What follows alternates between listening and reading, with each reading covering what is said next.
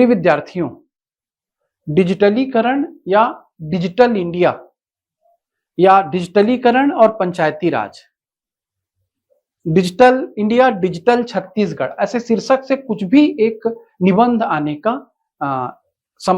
की संभावना बनती है वर्तमान की मुख्य परीक्षा में।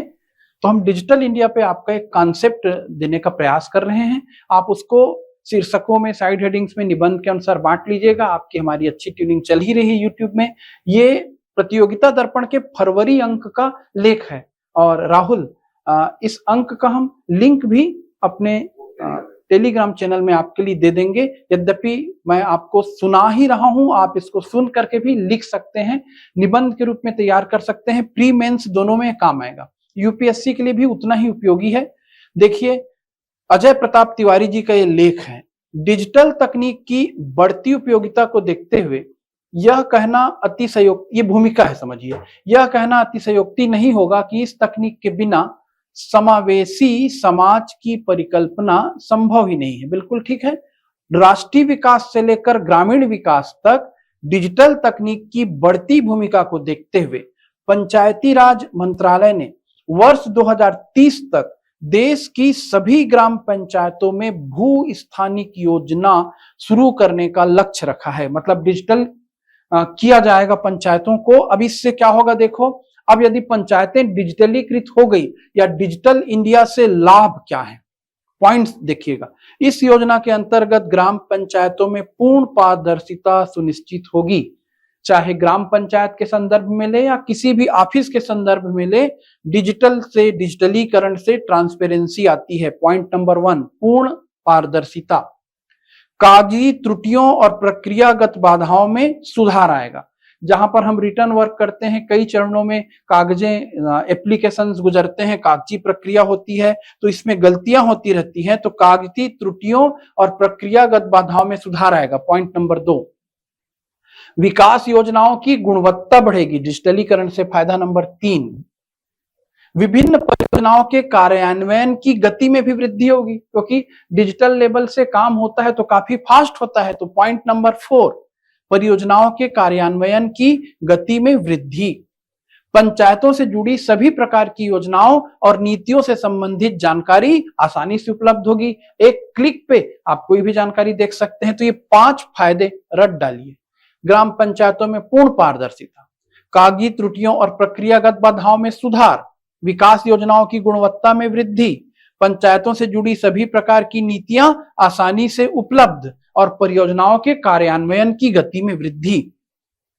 भू स्थानिक योजना का उद्देश्य ग्राम पंचायतों को डिजिटल नक्शों, ड्रोन आधारित survey, satellite imagery, spatial data set और एआई लर्निंग मशीन आधारित विश्लेषण का उपयोग करते हुए वैज्ञानिक तरीके से ग्राम पंचायत विकास योजना को मजबूती प्रदान करना है। ठीक है, उन्हीं बातों को दोहराया जा रहा है। डिजिटल तकनीक ग्राम पंचायतों की संरचना को बदलने वाली क्रांति की सूत्रधारक है। ड्रोन, नक्शे, ये सब क्या रहेंगे? डिजिटलीकरण के उपकरण है। एआई लर्निंग मशीन, सभी आप समझ रहे हैं। अब देखिए, फिर से जो हमने भूमिका वगैरह में जिस पॉइंट पे गौर किया, आप निबंध का वो अपने तरीके से स्ट्रक्चर चेंज कर सकते हैं। अब ये फिर से एक बार इसी को निबंध में समझाया जाएगा कि डिजिटल तकनीक से ग्राम पंचायतों में बदलाव। पहले क्या समस्या थी, अब उन समस्याओं पे हम किस सुधार की दिशा में बढ़ेंगे। देश की पंचायतों को पहले कागजी प्रक्रियाओं, सूचना के अभाव, प्रशासनिक देरी और योजनाओं की विफलता के लिए जाना जाता था। ये पंचायती राज व्यवस्था की कुछ कमियां थी, किंतु अब ऐसा नहीं है। डिजिटल तकनीक ने पंचायतों का पूरा स्वरूप बदल दिया है। ग्राम पंचायतों में इंटरनेट कनेक्टिविटी, आगे देखिएगा हम इसकी सीमाओं पर भी, इसकी कमियों पर भी चर्चा करेंगे और सुझाव पर भी जाएंगे। निबंध में समस्या आएगा, समस्या के कारण आएंगे, समस्या का समाधान आएगा, आपकी सुझाव आएंगे। तो अभी हम जा रहे हैं कि भाई ग्राम पंचायतों में इंटरनेट कनेक्टिविटी है, फिर समस्या क्या रहेगी कि इंटरनेट की धीमी गति इत्यादि इत्यादि। हर गांव तक इंटरनेट का नहीं पहुंचना, पर फिर भी हम बहुत से गांव में पहुंच चुके हैं। तो ग्राम पंचायतों में इंटरनेट कनेक्टिविटी, डिजिटल भुगतान, ई गवर्नेंस, भू रिकॉर्ड, ग्राम पंचायत पोर्टल, मोबाइल ऐप और जन सुविधाओं के ऑनलाइन संचालन ने ग्रामीण शासन को नया स्वरूप प्रदान किया है। डिजिटलीकरण ने पंचायतों से जुड़ी समस्याओं के त्वरित निदान एवं ग्राम शासन की बुनियादी ढांचा को आसान बनाया है।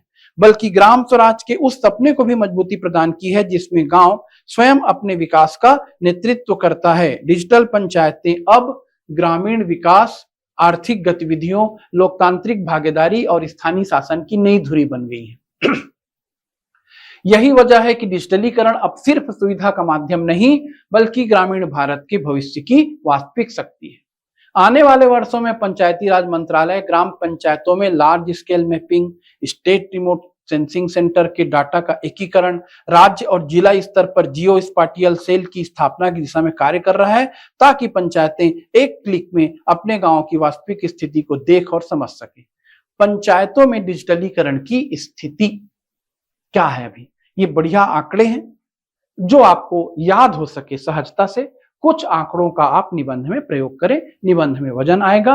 आंकड़ों के बोझ से अपने को दबाइए मत। परीक्षा हाल में याद आती है सहज और सरल चीजें। देश की ग्राम पंचायतों में डिजिटलीकरण से गांव का विकास तीव्र गति से हो रहा है। इंटरनेट की पहुंच और सुगम तकनीक की उपलब्धता ने शासन, प्रशासन, शिक्षा, स्वास्थ्य और वित्तीय सेवाओं में पारदर्शिता और जवाबदेहिता बढ़ाया है। देश में 2.68 लाख ग्राम पंचायतों में से 70% आबादी ऑनलाइन से जुड़ी है। ये आप लिख सकते हैं फैक्ट। अगस्त 2025 तक 1.73 लाख गांवों की 2.63 करोड़ संपत्तियां ऑनलाइन दर्ज हो चुकी हैं और 3.5 लाख गांवों का ड्रोन सर्वेक्षण पूरा हुआ है। 2.54 लाख ग्राम पंचायतों ने अपनी विकास योजनाएं ई ग्राम स्वराज पोर्टल पर अपलोड की हैं। देश की 6.44 लाख गांवों में 6.26 लाख गांवों को 3G या 4G इंटरनेट पहुंचा है।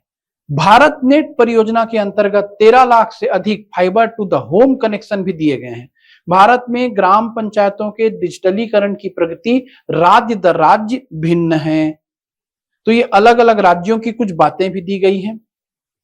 गुजरात, पंजाब, आंध्र प्रदेश, तेलंगाना और राजस्थान शीर्ष 5 अग्रणी राज्य माने गए हैं। तो ये आपने कुछ आंकड़ों का प्रयोग किया कि आज हम डिजिटल तकनीक से कैसे हम पंचायतों को जोड़े हैं, हमने कितनी सफलता प्राप्त की है।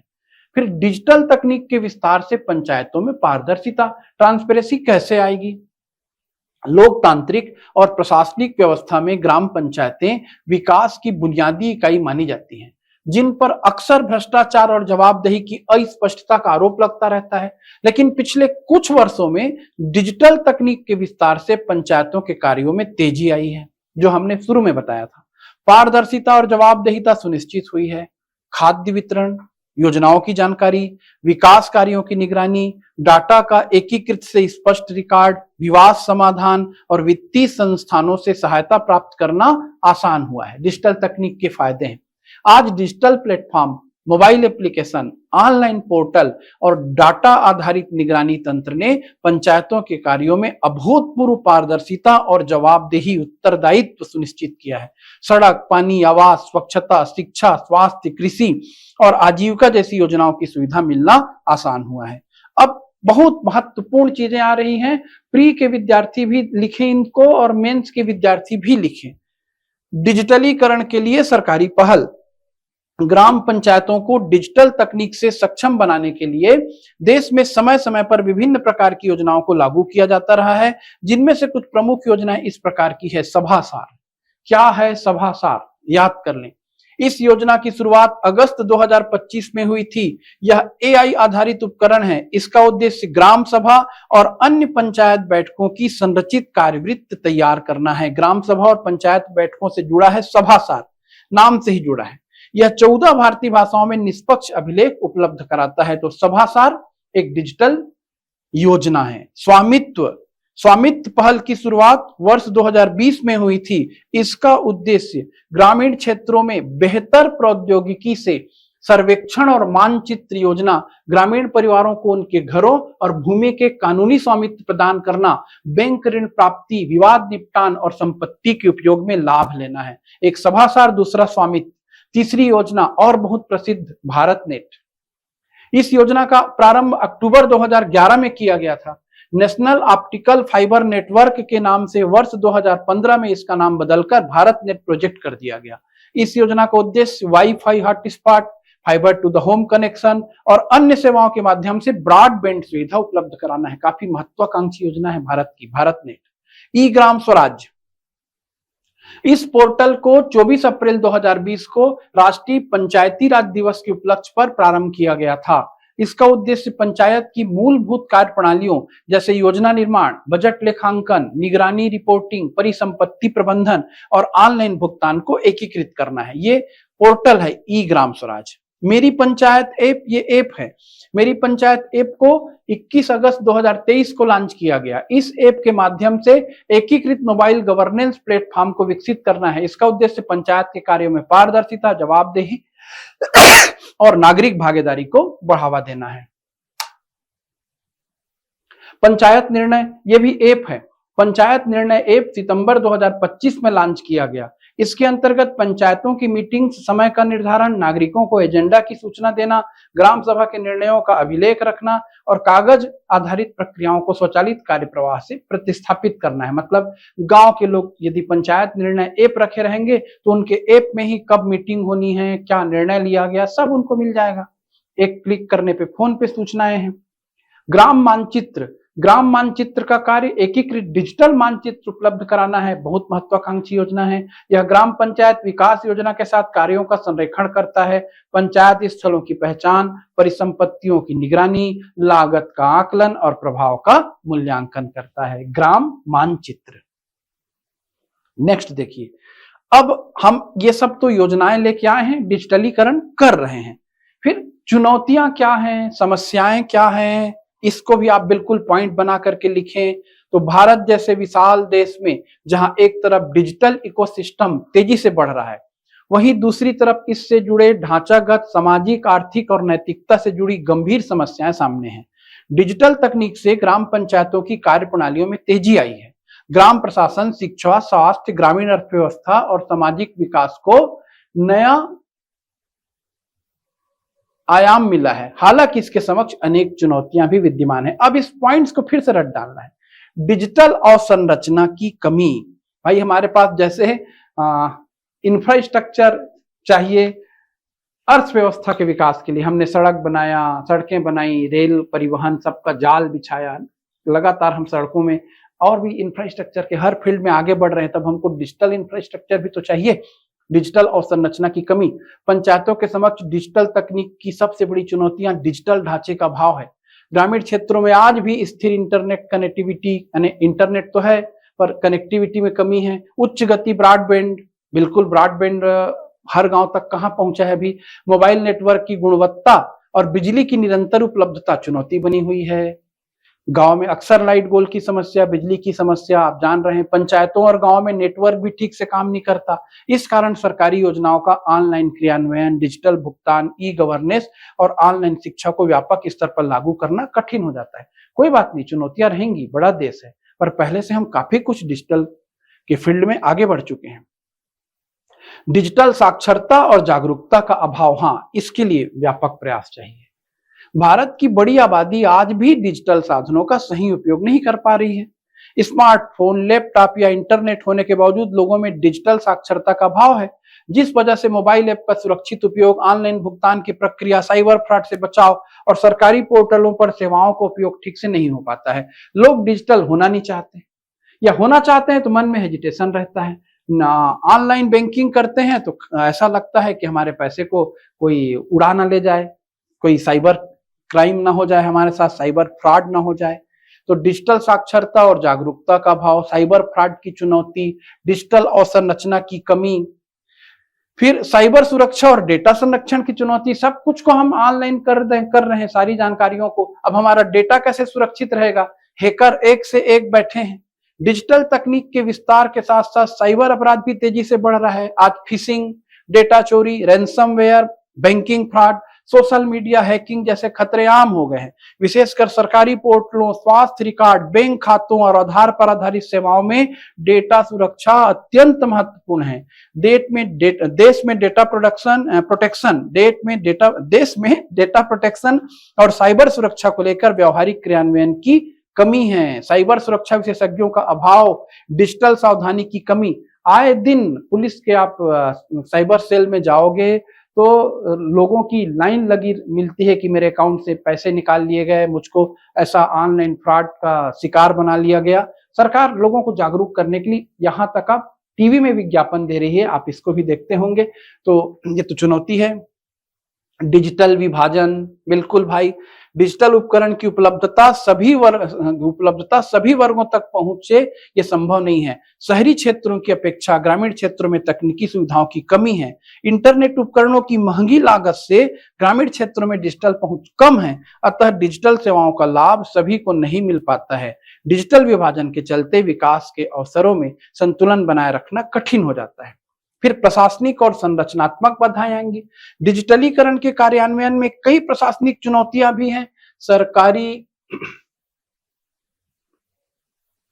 कर्मचारियों के बीच डिजिटल कौशल की कमी। पुराने कर्मचारी जो हैं ट्रेनिंग देते हैं डिजिटल इंडिया में उनको जोड़ने के लिए, कितना मन से वो कंप्यूटर सीख पाते हैं। तो ये आप सब समझ रहे हैं, कुछ कर्मचारी अच्छा करते हैं, कुछ कोई नया सीखना ही नहीं चाहते। तो कर्मचारियों के बीच डिजिटल कौशल की कमी से या डिजिटल प्रणाली को अपनाने में उनमें अनिच्छा की भावना से समस्याएं आ रही। फाइलों को डिजिटल रूप में बदलने में देरी होती है। डेटा प्रबंधन में असंगतियां, विभागों के बीच समन्वय की कमी। इसके अलावा कई योजनाएं कागजी स्तर पर तो प्रभावी दिखती हैं, लेकिन तकनीकी कमी या प्रबंधन में त्रुटियों के कारण जमीनी स्तर पर उनका लाभ कम मिलता है। फिर अगला पॉइंट रहेगा आगे की राह, मतलब आपके सुझाव। भाई हम और क्या बेहतर कर सकते हैं। तो हर निबंध का एक हिस्सा रहता है, समस्या बताना है, समस्या के कारण बताना है, सरकार के प्रयास बताने हैं, अपनी तरफ से सुझाव भी देने हैं। आगे की राह, डिजिटल तकनीक ने ग्राम पंचायतों को प्रशासनिक, आर्थिक और सामाजिक स्तर पर मजबूती प्रदान की है। बिल्कुल की है। पंचायतों में डेटा आधारित निर्णय कार्यों में तेजी और जवाबदेही बढ़ी है। साथ ही कार्य प्रणाली में काफी बदलाव आया है। किंतु ग्राम पंचायतों में डिजिटल गवर्नेंस को मजबूत करने के लिए आगे की राह पर विशेष ध्यान देना आवश्यक है। सुझाव देना बड़ा आसान रहता है वैसे। जिधर जैसी आपने समस्याएं बताई हैं उन्हीं का आप हल बताते जाएं तो आपके सुझाव हो गए। डिजिटल अवसंरचना में सुधार, आपने समस्या बताई थी कि डिजिटल अवसंरचना की कमी एक चुनौती थी। यदि हम डिजिटल अवसंरचना को सुधारते जाएंगे, जैसे बिजली की उपलब्धता बढ़ाएंगे, हाई स्पीड इंटरनेट देंगे, फाइबर कनेक्टिविटी देंगे, आधुनिक हार्डवेयर देंगे, तो फिर गांव में और ज्यादा डिजिटलीकरण में आसानी होगी। मानव संसाधन का सुदृढ़ीकरण तो कैसे करेंगे भाई, गांव के लोगों को डिजिटल साक्षर करेंगे। कभी हमने साक्षरता अभियान चलाया, कितनी अच्छी बात है। अब हम डिजिटल साक्षरता की बात कर रहे हैं। साक्षरता से हम उठ गए, साक्षरता की चुनौती को पार कर चुके। आज गांव का युवा जागरूक है, साक्षर है, पढ़ा लिखा है। उसे सुदृढ़ीकृत मानव संसाधन में बदलना है, उसको सही दिशा देनी है। एकीकृत डेटा प्रबंधन, तो जितने हमारे डेटा इधर उधर घूम रहे हैं उसके लिए एकीकृत हम योजना लाएं, इंटीग्रेटेड करें उनको। योजनाओं, लाभार्थियों, वित्तीय खर्च और कार्य प्रगति से जुड़ा डेटा यदि एक केंद्रीकृत प्लेटफॉर्म पर सुरक्षित और अपडेटेड हो तो योजनाओं के दुरुपयोग में कमी आएगी। भू अभिलेख, मनरेगा, सामाजिक सुरक्षा, स्वास्थ्य और शिक्षा से जुड़े डेटा का एकीकरण पंचायत स्तर पर त्वरित निर्णय लेने में मदद करेगा। बिल्कुल हमको एकीकृत इंटीग्रेटेड डेटा मैनेजमेंट पर जाना चाहिए। नागरिक सहभागिता, डिजिटल तकनीक का विस्तार नागरिकों के सहभागिता के बिना संभव नहीं है। Panchayat portal, mobile app, online शिकायत और इन सब चीजों में नागरिकों की हमें क्या करनी चाहिए, अधिक से अधिक सहभागिता बढ़ानी चाहिए। नागरिकों को हमें जोड़ना चाहिए और नागरिक सहभागिता बढ़ती है तभी कोई भी योजना क्या होती है, जमीनी स्तर पर सफलता प्राप्त करती है। साइबर सुरक्षा, बिल्कुल एक तरफ हमने बताया कि भाई साइबर फ्रॉड हर हमारी डिजिटलीकृत योजना के लिए चुनौती बना हुआ है, तो साइबर सुरक्षा हमको बढ़ाना पड़ेगा। साइबर सुरक्षा जो है योजना को आगे बढ़ाने की दिशा में हमारे द्वारा दिया गया एक अच्छा सुझाव होगा कि हम पासवर्ड को कैसे सुधारें, डेटा बैकअप कैसे रखें। तो इस तरीके से हम समस्याओं को भी जान रहे हैं और समस्याओं का समाधान भी कर रहे हैं और इस तरीके से हम डिजिटल भारत की दिशा में आगे बढ़ रहे हैं। हमारी पंचायतें आगे बढ़ रही है, हमारा गांव आगे बढ़ रहा है। अब अगला निबंध मैं आपको बताऊंगा नेक्स्ट वीडियो में बहुत जल्द इसी पत्रिका से, और इस निबंध में इस जो अगला निबंध जो मेरा रहेगा उसके फैक्ट का भी आप उपयोग कर सकते हैं, क्योंकि एआई पर आधारित ये निबंध रहेगा। और एआई को किससे जोड़ा जा रहा है, बहुत खुशी की बात है, एआई से हरित क्रांति 3.0 का हम क्या कर रहे हैं, सूत्र, मतलब हम शुरुआत कर सकते हैं, ऐसा मनीष कुशवाहा जी का लेख आया है और बहुत प्यारा लेख है। ये भी डिजिटल इंडिया वाले लेख में आपको मदद करेगा और ये एक नया आपको निबंध का विषय भी देगा, एआई और हरित क्रांति 3.0। इस पर हम नेक्स्ट वीडियो में चर्चा करते हैं। धन्यवाद। जय हिंद, जय भारत, जय छत्तीसगढ़। आपके सुझावों का मैं इंतजार करूंगा। पढ़ें, आगे बढ़ें।